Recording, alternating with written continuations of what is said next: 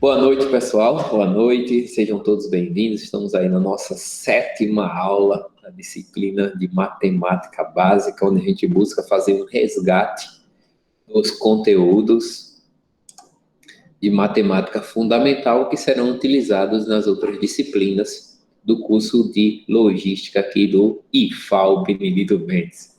Beleza? Bom, gente, então, o conteúdo da aula de hoje é geometria. Quem ainda não baixou o material, vai lá no Cigaa, baixa esse danado, porque é importante para você poder acompanhar e poder compreender o bate-papo que iremos fazer aqui hoje, tá? Vamos conversar hoje sobre geometria.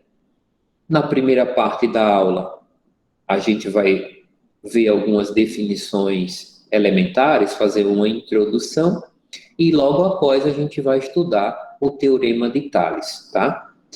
Para sexta-feira vai ficar o Teorema de Pitágoras e semelhança de triângulos, tá? Então, teremos esses dois conteúdos na sexta-feira. São conteúdos bem básicos, e qual a importância desse conteúdo?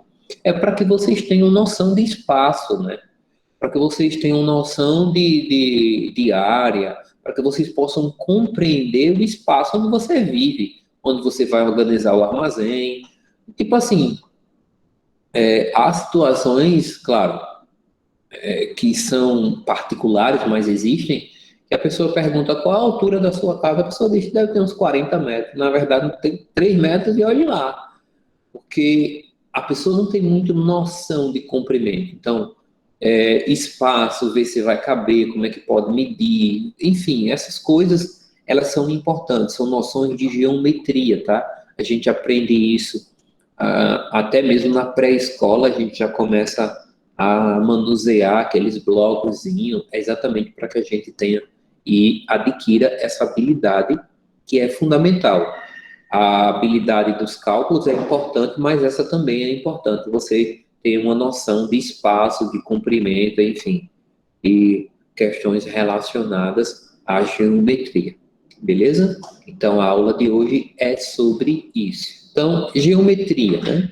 A geometria, a gente vai ter, é meio como se a gente tivesse querendo compreender o homem, tentando compreender o meio onde ele vive, onde ele está envolvido. E essa necessidade do homem de compreender o meio em que vive não está restrito só às questões matemáticas. Claro, é o que move toda a ciência, é o que faz com que o homem se desenvolva no mundo, né? Quando eu falo no mundo, eu estou falando do mundo arcaico mesmo, não estou falando do mundo na sociedade de uma forma que a gente já está vivendo, porque esses conceitos e essas necessidades vêm muito antes do conceito de sociedade, né? De viver juntos. Ele sempre buscou compreender o meio em que vive, tá? E foi a partir dessa necessidade que se desenvolveu as ciências, aspectos simples e sobrevivemos e evoluímos. Mas para a gente não partir de tão distante, basicamente, quando a gente fala de geometria, é basicamente estudar as formas que estão ao nosso redor, tá? Eu não vou fazer a leitura do texto, porque eu não acho necessário, mas eu preciso fazer alguns comentários e definir e caracterizar e bater um papo com vocês, inicialmente, sobre alguns conceitos básicos da geometria, tá? Então, o primeiro conceito básico que a gente precisa compreender, né? Aqui tá alguns bloquinhos, pessoal.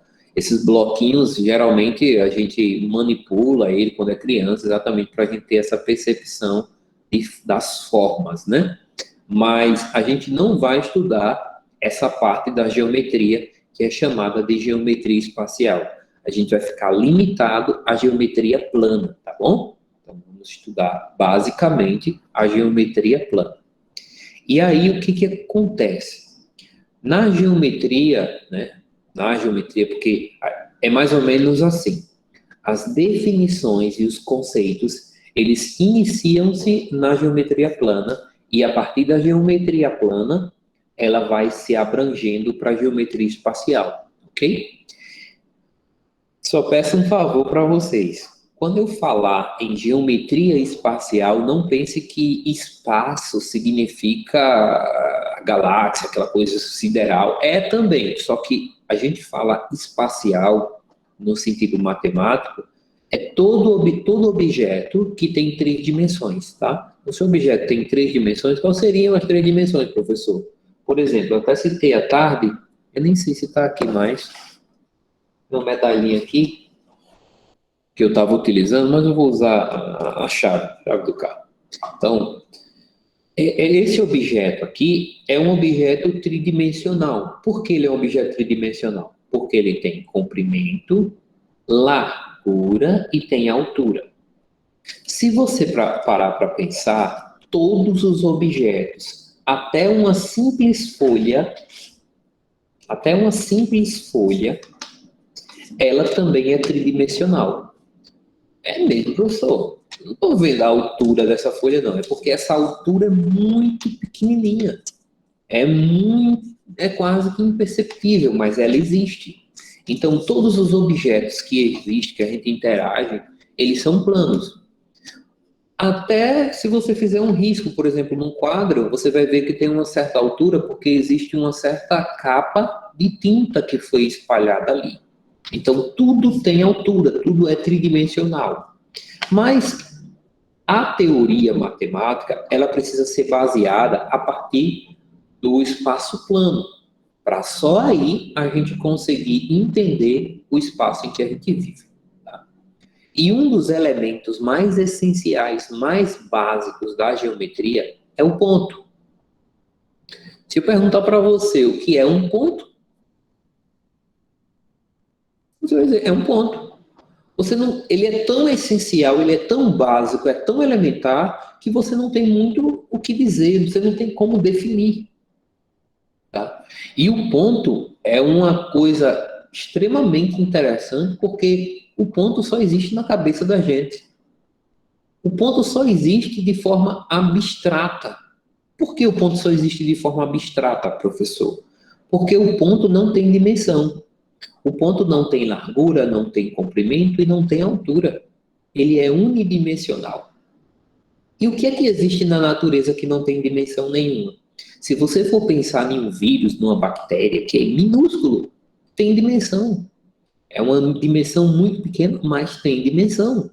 Então, o ponto é algo extremamente abstrato. E por isso que eu estou começando a aula de hoje de forma abstrata com vocês. Estou buscando aqui objetos para que vocês entendam que o nascimento da teoria geométrica, da geometria, ele é abstrato, está na cabeça do homem. Ele não existe de fato na natureza. Ele não existe no meio que vivemos. Mas é necessário fazer essa teoria que é para que a gente possa ter base para poder evoluir para o que existe, para poder entender o que existe. Ok? Então, o ponto é um objeto unidimensional, ele não tem dimensão, e o que eu posso dizer é como eu posso representar um ponto. Eu posso representar um ponto a partir, né, por convenção, por definição, a gente representa um ponto por uma letra maiúscula do nosso alfabeto. Basicamente é isso. Tá? Então, um ponto é isso. É representado por uma letra maiúscula. É um objeto unidimensional. É o único objeto que não tem dimensão nenhuma. Partindo do ponto, que é o começo de tudo, partindo do ponto, se a gente pegar uma coleção de pontos, um conjunto de pontos, o que acontece? A gente forma uma reta. A gente forma uma linha, né? Se eu pegar um conjunto de pontos e colocar ele tudo emparelhadozinho, a gente consegue formar uma linha. Mas se além de colocar eles juntinhos, a gente colocar eles de forma colinear, né? Colinear quer dizer alinhados. Então imagina o seguinte, ó. Então aqui eu tenho a minha reta, beleza? Aqui. Só que a reta, ela não é só esse pedacinho. A reta, ela é um objeto infinito, tanto para uma direção, como infinito na outra direção. Então, é um objeto infinito. Então, é um conjunto de pontos infinitos. todos os sentidos. É claro que quando a gente faz um objeto, a gente está pegando um pedaço dessa reta. É uma representação dessa reta, mas ela é infinita, tá? Então, aqui está a nossa reta. E como é que ela é representada num desenho? Bom, além de se fazer um traço, a gente coloca uma letrazinha para representar essa reta. E aí, nesse caso, a letra que a gente vai colocar, vai usar uma letra minúscula. Então, toda vez que você vê num desenho, lá, um desenho, pá, um triângulo, um exemplo, aí você vê as retas, né? E você vê uma letra maiúscula naquele triângulo, significa que ali está representando o ponto de encontro daquelas duas retas. Por quê? Porque quando você pega duas retas que elas se cruzam, você vai formar um ponto. Tá? Porque como você tem um conjunto de pontos infinitos, e aí a interseção disso é um ponto, beleza? Então, o ponto, ele é representado pela letra maiúscula e a reta é representada pela letra minúscula. Lembre-se que a reta, ela é infinita, tá certo? Imagine isso na sua mente, é um objeto infinito, ok? O terceiro e último elemento é o plano. O terceiro e último elemento é o plano. Como é que a gente pode definir um plano? Da mesma forma que a gente definiu uma reta, a gente pode definir um plano como sendo um conjunto de retas paralelas, né, e justapostas, ou seja, uma coladinha na outra. Então, quando eu tenho um conjunto de retas, tudo coladinho assim, ó, um no outro, a gente tem um plano. E da mesma forma que a reta, só que diferente, por que diferente? Porque enquanto a reta ela tem duas direções, o plano, aliás, ele tem uma direção só, perdão, tem uma direção só. O plano, ele vai ter duas direções, tá? O plano. Lembre-se que, nesse caso, já que ele tem duas direções, a gente vai ter uma infinidade de retas para frente, imaginando assim, tá? Para trás, para a direita, para a esquerda. Então, o plano ele também é infinito, tá? Assim como a reta é infinita, o plano também é infinito. Quando a gente pega uma reta e intersecta com um plano, o resultado disso é um ponto também. A gente consegue um ponto. Veja que o ponto ele é um objeto unidimensional, mas nas interseções ele aparece. Então é algo realmente abstrato, tá? E aí, para finalizar essa abstração inicial, é a partir desses três objetos tão elementares, ponto, reta e plano, que a gente consegue montar tudo que existe. Tudo que existe, que a gente. Esse caderno, essa mesa, essa tela, esse computador, tudo ele é construído a partir desses objetos elementares, tá? Inclusive, teoricamente, o espaço que a gente vive, ele poderia ser considerado, pode ser considerado, é uma teoria, que como se fosse um conjunto de planos. Imagina você pegando várias folhas e colocando um em cima da outra, vários planos, um em cima do outro, infinitos planos. O que é que você vai ter? Você vai ter um volume, você vai ter uma altura. Então agora, você não vai ter apenas duas dimensões, você vai ter três, porque você vai estar subindo em uma determinada altura, além de você ter o comprimento e a largura. Beleza? Então, esse seria o conceito básico e a construção da geometria. Se eu quero fazer um triângulo, eu vou lá, pego uma parte da reta, pego alguns pontos e monto o triângulo. Então, se eu quero montar um paralelepípedo, eu vou pegar os planos e fazer os planos se intersectarem. E aí eu consigo formar o paralelepípedo. Tudo é a partir daí, certo? Claro que alguns de forma mais simples, outros de forma mais bem elaborada, mas todas as definições partem disso. Feito isso, alguém tem alguma dúvida sobre essa abstração que a gente tem a fazer ou algo a acrescentar? Ok. Não. Feito isso, o que é que a gente vai começar a falar agora? A gente vai começar a mostrar a interação que existe entre os objetos. O primeiro deles é a reta. Eu não consigo mostrar a interação entre pontos. Por quê? Porque o ponto não tem dimensão, então não vai interagir, tá? Então, no caso da reta, que já tem uma dimensão, eu consigo fazer interação, que seria o seguinte. Bom, a gente chama de retas coincidentes as retas que estão umas sobrepostas à outra, assim, uma em cima da outra, tá? Né? Então, isso é retas coincidentes. E como é que a gente sabe que duas retas são coincidentes? Significa dizer que eu consegui encontrar pelo menos dois pontos. Se você encontrar pelo menos dois pontos em comum, tá? Ou seja, imaginando que essa reta seja a reta A e essa seja a reta B. Se eu encontrar um ponto que pertence à reta A e também pertence à reta B, e um segundo ponto que pertence à reta A e também pertence à reta B, significa dizer que elas são coincidentes. Ou seja, todos os outros pontos são em comum, ou seja, ela é a mesma reta.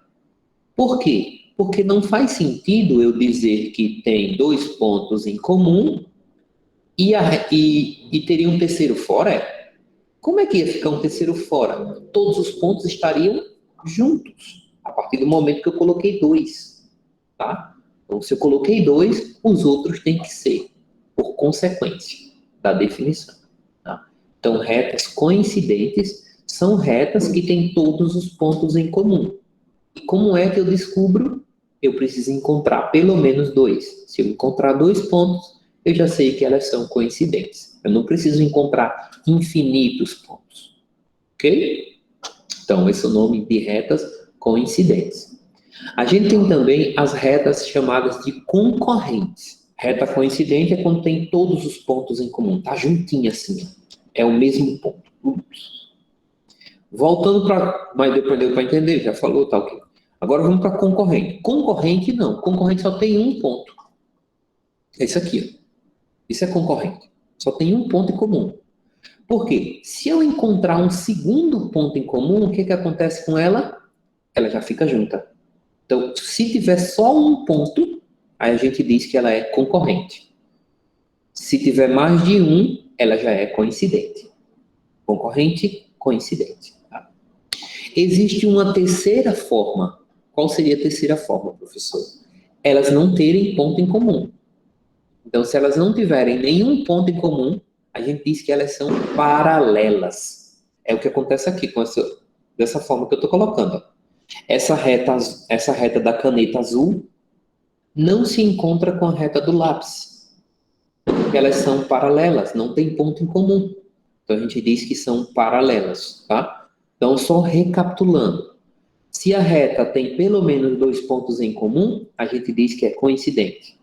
Se a reta tem um ponto em comum, a gente diz que é concorrente.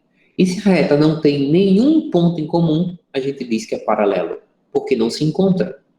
Ok? Então são essas as três formas de interação entre as retas.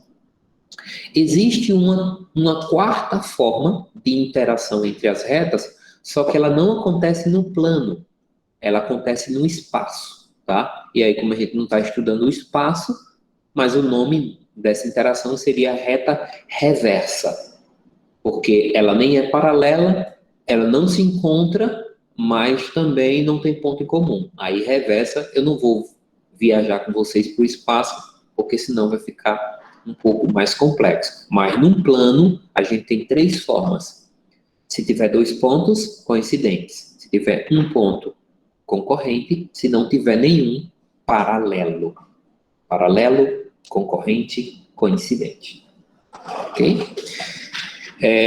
Lembrando o seguinte, quando eu falo que são concorrentes, a interseção é um único ponto. Por isso que eu estou colocando aqui nessa imagem, ó, eu estou com duas retas, uma vermelha e uma azul. E aí, cancela. E aí, a partir desse desenho, quando a gente se encontra a reta R com a reta S, a gente tem um ponto. Esse ponto é a interseção. Tá? No caso das retas paralelas, a gente não tem interseção. Porém, existe um caso particular, tá? Não é outro tipo de interação. É um caso particular de reta concorrente, que é muito, mas muito, muito, muito utilizada, que é a reta perpendicular. E o que significa dizer que duas retas são perpendiculares? Primeiro, elas têm que ser concorrentes. Não tem como falar em perpendicularidade sem antes entender que a perpendicularidade só existe com a concorrência, ok? Então, elas são concorrentes. Porém, essa concorrência não acontece de qualquer jeito. Ela acontece de forma que a gente vai ter entre as retas um ângulo de 90 graus. E esse ângulo de 90 graus é chamado de ângulo reto. Então, quando a gente tem um ângulo de 90 graus, ou seja, elas são concorrentes e ainda assim formam um ângulo de 90 graus, então ela recebe um nome especial. São retas perpendiculares, tá? Isso aqui são retas perpendiculares, porque formam um ângulo de 90 graus. Quando a gente tem essa situação, é o que geralmente a gente busca quando vai fazer uma construção. Por exemplo, o pedreiro, ele pega os tijolos e ele usa o prumo. Para que ele usa o prumo? Exatamente para poder deixar a parede perpendicular com o horizonte. Então, ali vai ficar formando um ângulo de 90 graus. Imagina aqui a parede com o horizonte, tá? Ele não está interessado no piso. Por exemplo, o piso da casa pode ser até ladeirado, como deve ser em algumas situações, porque você tem que deixar a água escoar. Pode até ser ladeirado. Mas o que ele está interessado é fazer essa perpendicularidade com a reta do horizonte, com a linha do horizonte. Tá? Essa perpendicularidade forma um ângulo reto. Quando a gente observa um objeto assim, tipo um armário que a gente colocou, a gente usa a expressão, né, popular, né? Ó, tá reto esse objeto. Ó, ficou torto. Não, tá reto. Olha só como tá reto. Por que a gente usa isso de forma popular? Porque existe uma base para isso, que é exatamente o ângulo reto. Então, eu não digo que essa parede não está reta, não, cara. Por que ela não está reta? Porque não está formando um ângulo de 90 graus com o horizonte. Então, tudo que a gente vai construir, que a gente vai fazer, no sentido de manter firme, a gente vai fazer reto. Beleza? Ou seja, a gente sempre busca uma perpendicularidade com o horizonte, tá? Que é o meio que a gente vive, né? O horizonte, aí tem essa situação da força da gravidade, aí eu não vou entrar nesse negócio não, que já é física. Beleza? Então a gente busca sempre essa interação de forma perpendicular nas nossas construções. Beleza? Pisa. Quando a gente vai fazer um desenho, quero construir esse armário aqui, essa mesa, escrivaninha, a gente não utiliza uma reta completa. E por que a gente não utiliza uma reta completa? Porque uma reta, ela é um objeto infinito e a gente não sabe trabalhar com objeto infinito. Então, o que é que a gente faz? A gente pega um pedacinho da reta. E esse pedacinho da reta é chamado de segmento, tá? Aí sim, eu consigo medir, né, esse segmento. Eu consigo, sei lá, dar acabamento, porque é palpável, um objeto que tem fim. Tem um começo e um fim. Por isso que eu estou colocando aqui nessa figura dois pontos, tá? Até um pouco exagerado, mas é o ponto A e o ponto B. É o começo e o fim desse segmento de reta, tá? E quando a gente tenham em mente o seguinte, medir significa comparar. Medir é comparação. Tipo assim, alguém chegou e disse que esse pedacinho aqui que vocês estão vendo aqui, ó, é 1 centímetro. Definiu-se assim, é 1 centímetro. A partir dessa definição, desse pedacinho, desse segmento de reta, a gente vai medir as outras coisas. Ou seja, eu vou pegar vários pedacinhos desse, como está aqui, e vou dizer, olha, daqui até aqui tem 40 centímetros. Porque eu estou medindo e tem 40 pedacinhos desse. Mas não existe só o centímetro e o submúltiplo e os múltiplos dele, tipo metro, decímetro, quilômetro, não existe só esses. Existe a polegada, que teve um camarada que disse assim, não, eu vou medir pelo dedo, na polegada. Existe os pés, ou seja, quantos pés. É uma unidade de medida, tá? É uma comparação. Você está pegando uma unidade padrão, no caso do polegar, eu pego o polegar mesmo, tá? Uma unidade padrão, e vou vendo quantas vezes dá naquele espaço. Então, se eu quiser saber quantas polegadas tem aqui, eu vou ver quantos polegadas a gente vai conseguir colocar aqui. Beleza? Então, isso a gente já consegue medir, porque agora é algo finito. É algo que tem fim.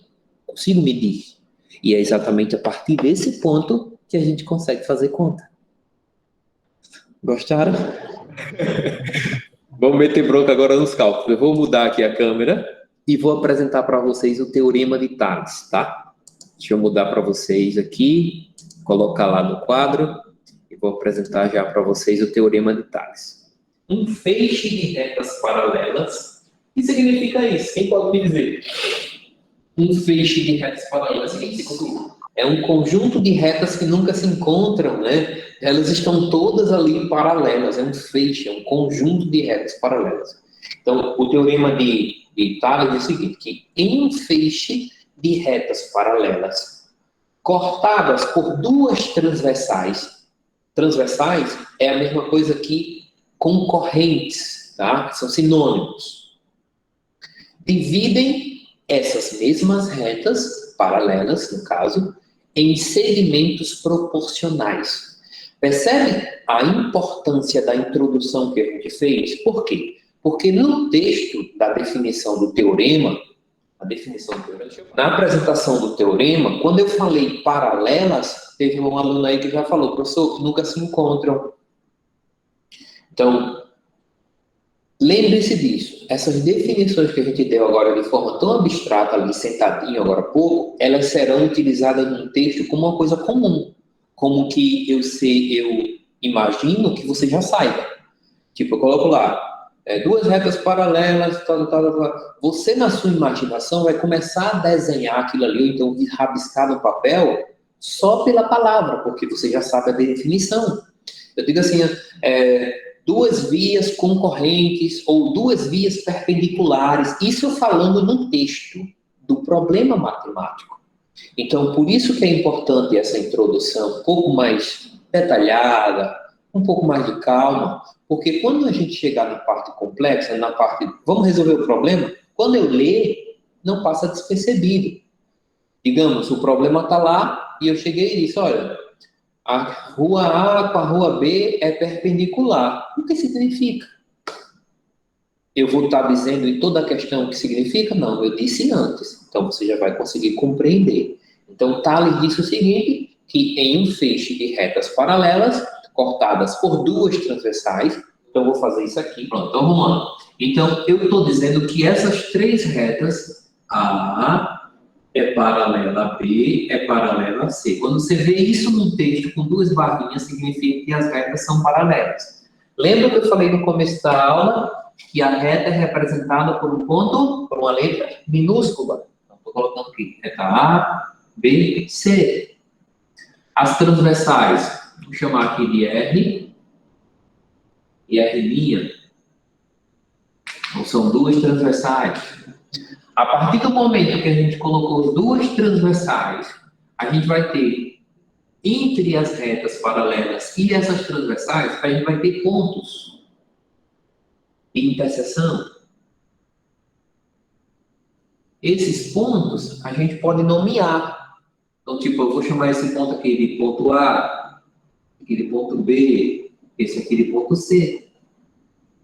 Aí, para ficar de forma similar, quando eu estou usando R', aqui eu vou usar ponto A', B', C'. Tá? Então, aqui eu montei mais ou menos o que o Tales falou lá há 1000 anos atrás. Então, eu tenho um feixe de retas paralelas cortadas por duas transversais. Precisa ser só 3 retas? Não, pode ser 4, 5, 6. A partir do ensinamento que eu vou fazer para vocês agora, vocês vão conseguir resolver independente de quantas paralelas sejam, tá? Eu vou até mostrar. Então, o que o Tales diz? Esses segmentos são proporcionais. Então, ele está dizendo assim, ó, se você pegar o comprimento desse segmento, lembra que eu falei no texto, segmento é um pedaço da reta. Então, tem que ter um começo e um fim. Começo e fim. Então, segmentos são proporcionais. Então, esse segmento AB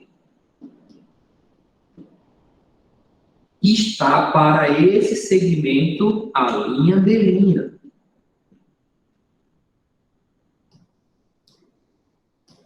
Assim como o segmento BC está para o segmento B'C'. Lembre-se que eu estou falando do segmento, mas eu estou me referindo ao comprimento dele, à medida dele. É proporcional, tá? E aí a gente está fazendo até uma conexão com o assunto passado, que era álgebra, com o assunto atual, que é geometria. Então, as áreas da matemática, elas conversam entre si.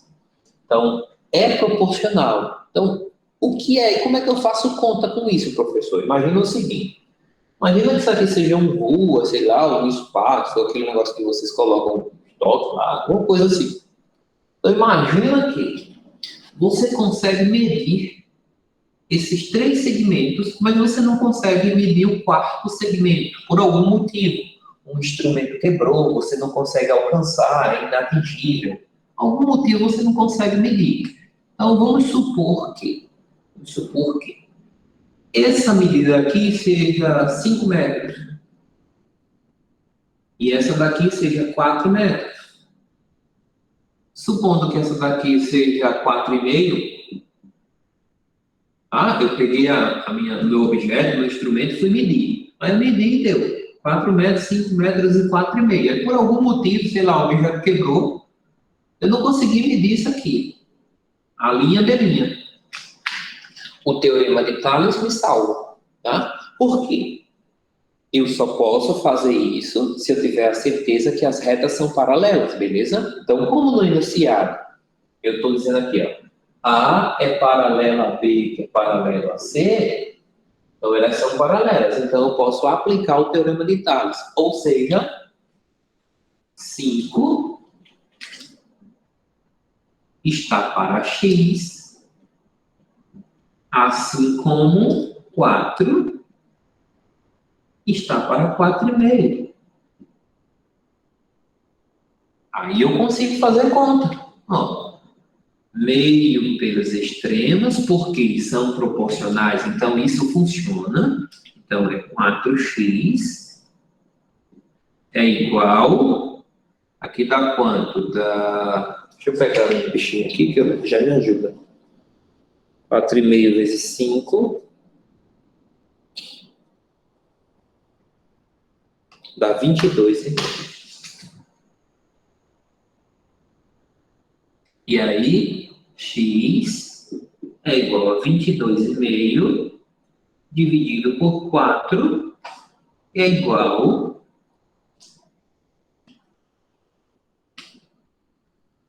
5,625 metros.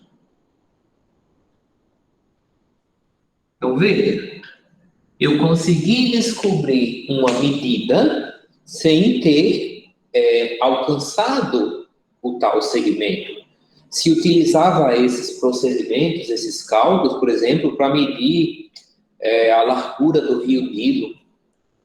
Muitos gregos antigos, estudiosos antigos, conseguiram medir a circunferência da Terra só observando algumas sombras de alguns objetos e conseguiram calcular a partir dessas observações, usando conceitos semelhantes a esse.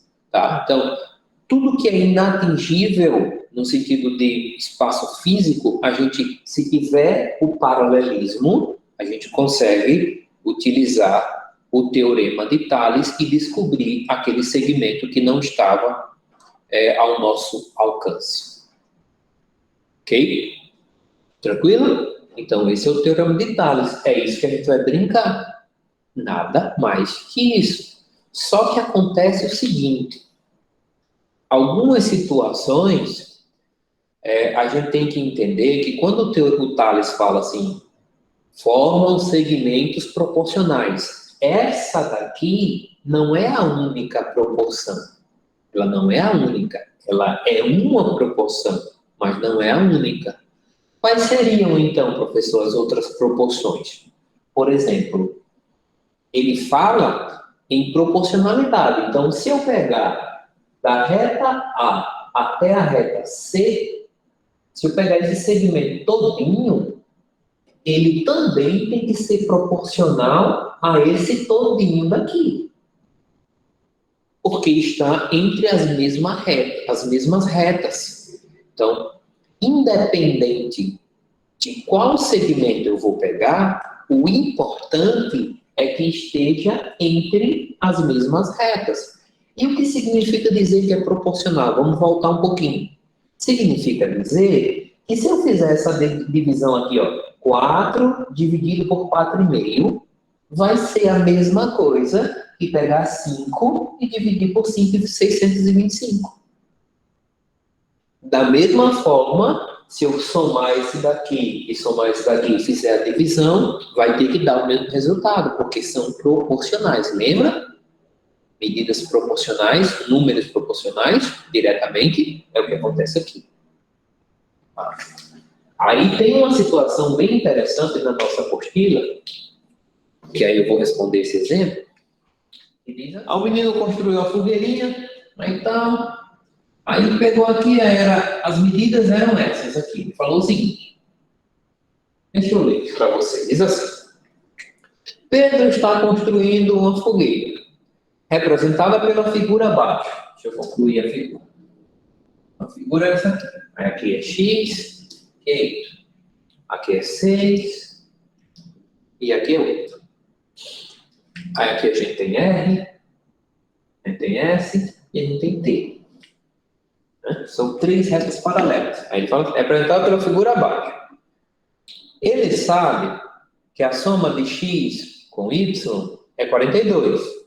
Então ele sabe a soma disso aqui. A soma de X mais Y é 42. E que as retas R, S e T são paralelas. Né? Então, como ele está dizendo que são paralelas, significa dizer que eu posso usar o teorema de Tales. Em outras palavras. Tá? Então, ele está dizendo que R, S e T são paralelas. Então, eu posso usar o teorema de Tales. A pergunta é, qual é o valor de X? Qual é o valor de Y? Aí, se a gente for usar a proporção do jeito que a gente fez na primeira questão, não vai dar muito certo. Vejam só. Pode dar, vai ter um trabalho maior. Veja só. Tem 8 para X, assim como 6 para Y. Aí, se eu fizer meio pelos extremos, vai ficar 6x igual a 8y. Nem acho x, nem acho y. O máximo que eu consigo fazer é montar um sistema e resolver através de sistemas lineares. Beleza. E como é que a gente sai dessa situação? A gente usa a informação com a proporcionalidade adequada. Por exemplo, Ele falou que essa parte aqui, que é x mais y, vale 42. Beleza? Ora, eu posso usar a proporção diferente. Eu posso pegar o 42, que é essa medida aqui todinha, com essa medida daqui todinha. Por quê? O que interessa na proporcionalidade? É que a gente pegue o segmento entre as mesmas retas. Então, se eu pegar o 42, que está definido pela reta R e pela reta T, do outro lado, eu posso pegar esse segmento aqui. E quanto vale esse segmento aqui, galera? Daqui dessa pontinha até aqui. Quanto vale? Não é o 42? Não, 42 é aqui. 42 vale daqui até aqui. Ah, tá. 14. Esse seria 14? Isso. 14, né? Porque se daqui até aqui vale 8, e daqui até aqui vale 6, o todo vale 14, seja 14 centímetros, beleza? Então, o todo vale 14 desse lado. Então, eu posso seguir a seguinte proporção, saca só. 14, que é o todo, está para 42, que é o todo do outro lado. Assim como 8 está para x, assim como 6 está para y. Se tivesse outra reta aqui embaixo, galera, então está para pai e tal, que é aquele conceito que a gente viu lá em números proporcionais, né? Tudo vai ficar igualzinho, porque são proporcionais. Não importa. O importante e a referência que você tem que usar, quais são as retas que eu estou usando como paralelo para formar o meu segmento. 14 está sendo formado pela reta R e T. 42, R e T. O 8 está sendo formado pela reta R e S. O X está sendo formado pela reta R e S. Sacou onde é que está a jogada? A proporcionalidade é as retas paralelas. E aí você manda ver. Como é que resolve? Eu acho que eu fiz até um exercício parecido com esse na atividade passada. Como é que resolve? Esquece um, faz só com esse. 14x igual a 42 vezes 8, 336. X é 336 dividido por 14. X é igual a 24.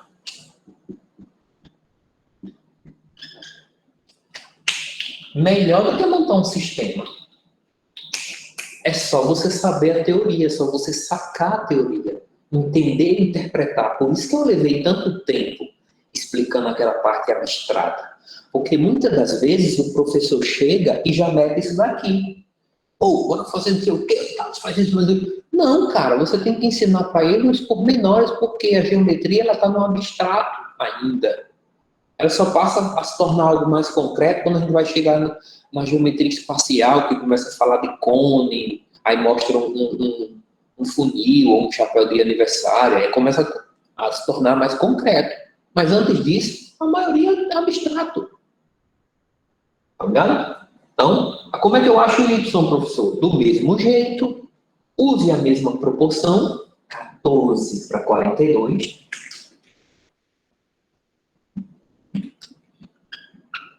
Igual. Ah, outra forma de usar também, depois que encontrou a primeira, é no lugar do x colocar aqui, ó. Aí você já sabe que y é 42 menos 24. Aí você já teria o valor de y. Mas como a gente está mostrando aqui o teorema de Tales, vamos por aqui. Então, 14 para 42.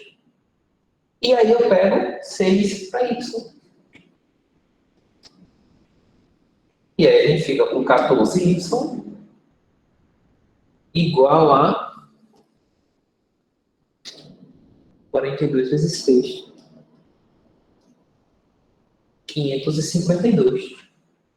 Ou 252.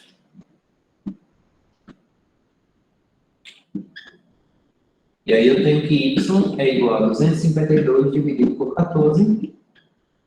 Y é igual a 18. 18. Obrigado. Veja que eu usei uma proporção um pouco diferente dessa, porque essa daqui está muito evidente, está muito na cara. Essa daqui não. Está implícito. O cara falou, x mais y vale 42. Para você usar o quê? 8 mais 6. 14. Ok? É isso aí, galera. Agora vamos a mais uma variação. Eu estou falando assim, as possibilidades. Você vai fazer um concurso, alguma coisa assim, não sei o quê, tal. O professor vai botar no questionário uma coisa mais complicada. Como é que ele faz? Ele faz isso aí. Outra possibilidade, vou mostrar outra possibilidade. Aqui, ó. Outra possibilidade. Vou mostrar outra possibilidade, tá? Mas o assunto é esse. O assunto é sacar as proporcionalidades que existem naquele feixe de paralelas. Vamos aqui. Imagina que o professor chega assim e diz assim, ó, vamos botar aqui assim, uma reta assim.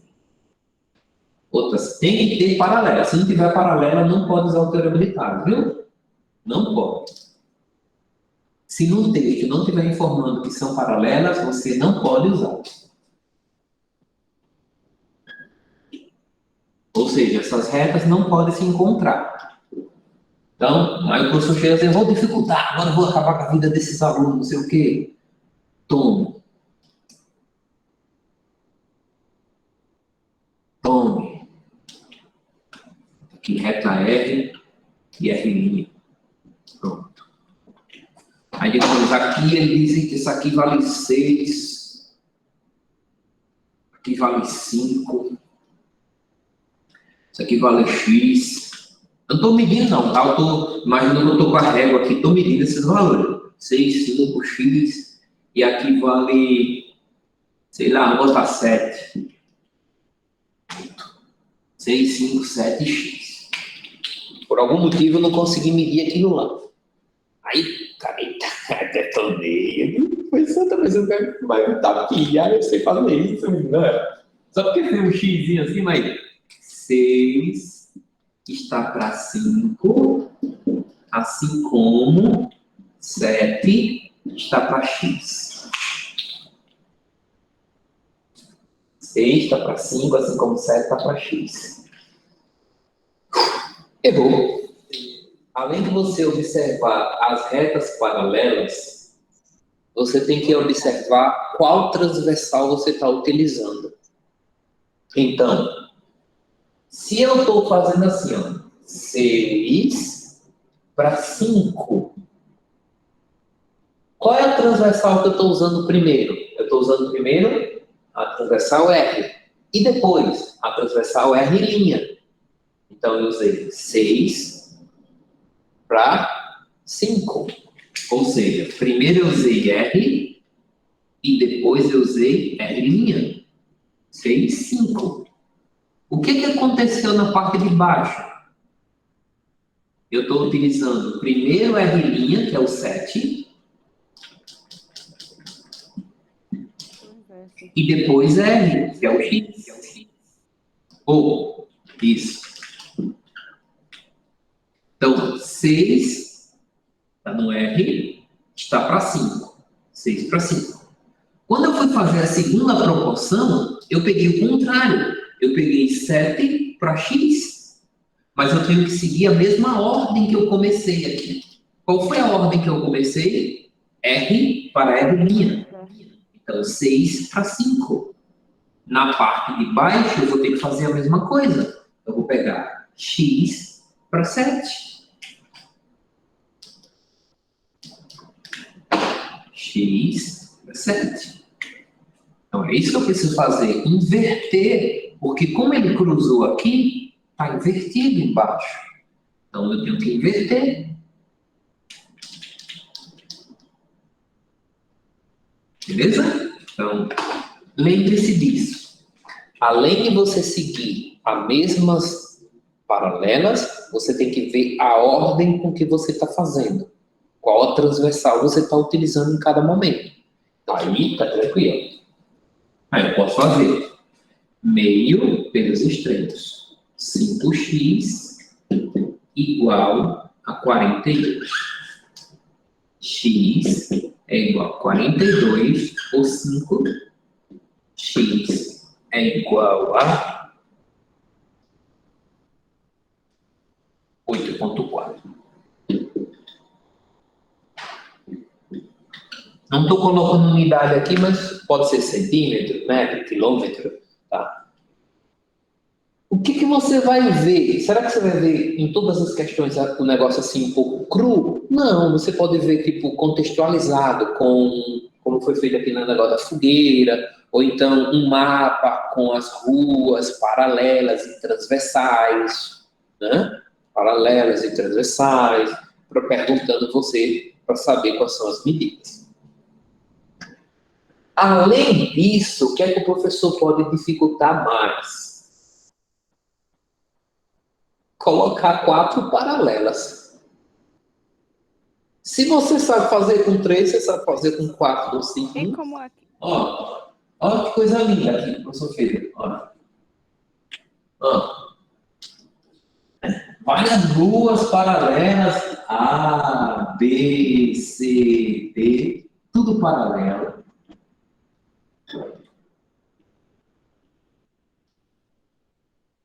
Tudo paralelo. E aí vou colocar as medidas das ruas, tipo 6 metros, quilômetros. Então imagina assim, tá? Aqui seja. Estou pensando aqui, tá de cabeça. Não dá exato porque eu estou colocando qualquer valor. 4, 5, 6. Aqui eu vou colocar X, Y. Vou colocar aqui 4,5 também, estou conseguindo pensar em nada. Olhando para o 4, 5, 4,5. Pronto. Como é que eu acho, X e o Y? É brincadeira. Você só precisa de um, meu filho. Se o cara tiver uma proporção, uma razão, você consegue encontrar quantas você quiser. Não é louco? Ele só te falou essa, tipo, 4 está para 4,5. É o que ele quis dizer.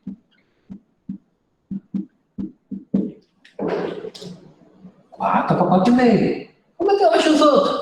Oxe, 5 está para isso. D para os extremos. 4y é igual a 4,5 vezes 5, 22,5. Y é igual a 22,5 dividido por 4. Dividido por 4. Y é 5,625. E como é que eu acho o X? Do mesmo jeito. Você usa a mesma proporção, 4, 4,5, que ele deu lá no começo. E aqui 6 para X. Vem para os extremos de novo. 4,5 vezes 6. 27. X é igual a 27 por 4. X é igual a por 4. 6,75.